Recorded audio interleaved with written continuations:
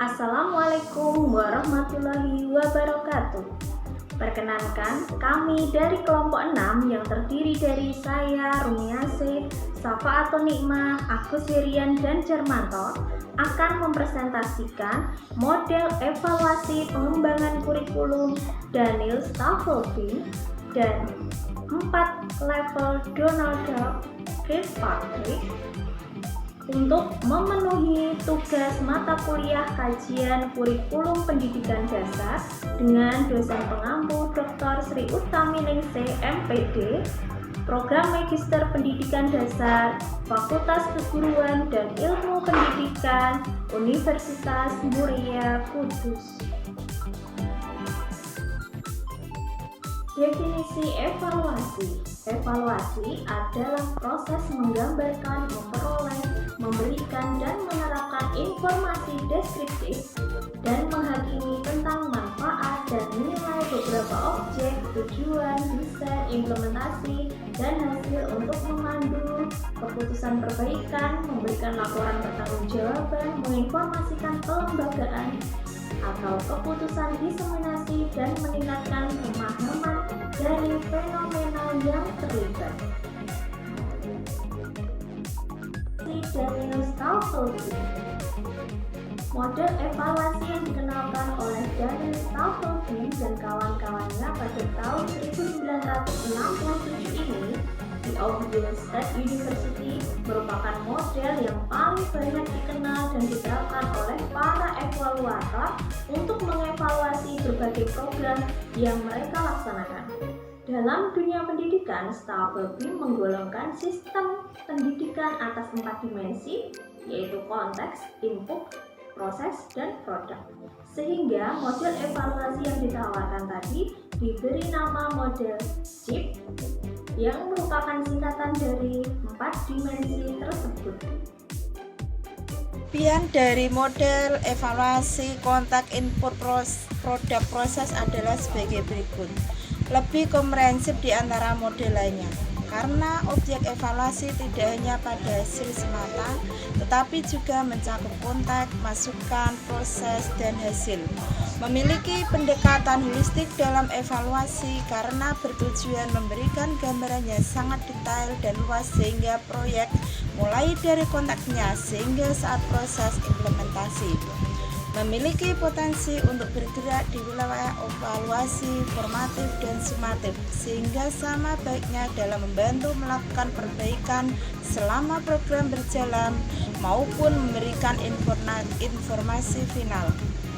Kelemahan model evaluasi kontak input proses produk yaitu penerapannya di dalam program pembelajaran di kelas mempunyai tingkat keterlaksanaan yang kurang tinggi jika tidak dimodifikasi. Tidak terlalu mementingkan bagaimana proses seharusnya daripada kenyataan di lapangan. Kesannya terlalu top down dengan sifat manajerialnya dalam pendekatannya.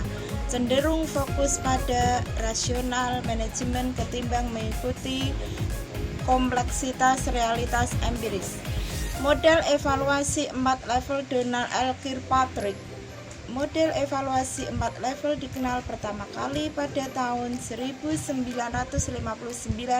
ketika Donald Kirkpatrick menulis 4 seri artikel dengan judul Techniques for Evaluating Training Program yang diterbitkan dalam Training and Development, The Journal of the American Society for Training and Development. Assalamualaikum warahmatullahi wabarakatuh. Melanjutkan presentasi dari saudari Safaatul Nikmah, yakni Kirkpatrick DL and Kirkpatrick GD dalam Ramadan halaman 45 mengemukakan 3 alasan spesifik dalam melakukan evaluasi program pelatihan, yaitu pertama, untuk menjustifikasi keberadaan anggaran pelatihan dengan memperlihatkan bagaimana program pelatihan tersebut berkontribusi pada tujuan dan sasaran organisasi. Kedua, untuk menentukan apakah suatu program pelatihan dilanjutkan atau tidak. Ketiga, untuk memperoleh informasi mengenai bagaimana cara meningkatkan program pelatihan di masa datang. Next. Model Kirkpatrick memiliki beberapa kelebihan antara lain. 1. Lebih komprehensif karena mencakup aspek kognitif, skill, dan afektif. 2. Objek evaluasi tidak hanya hasil belajar semata, tetapi juga mencakup proses output maupun outcome. 3. Lebih mudah diterapkan, applicable, untuk level kelas karena tidak terlalu banyak melibatkan pihak-pihak lain dalam proses evaluasi. Next. Menurut Kirkpatrick, dalam Ramadan halaman 45, evaluasi terhadap efektivitas program pelatihan mencakup 4 level evaluasi, yaitu 1. Reaction level, mengevaluasi terhadap reaksi peserta pelatihan berarti mengukur kepuasan peserta atau customer satisfaction.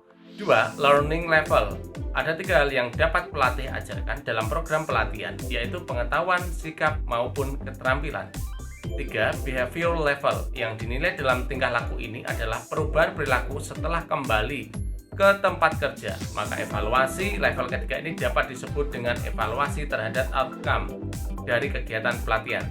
Result level yang keempat, evaluasi hasil dalam level keempat ini difokuskan pada hasil akhir yang terjadi karena peserta mengikuti suatu program. Next.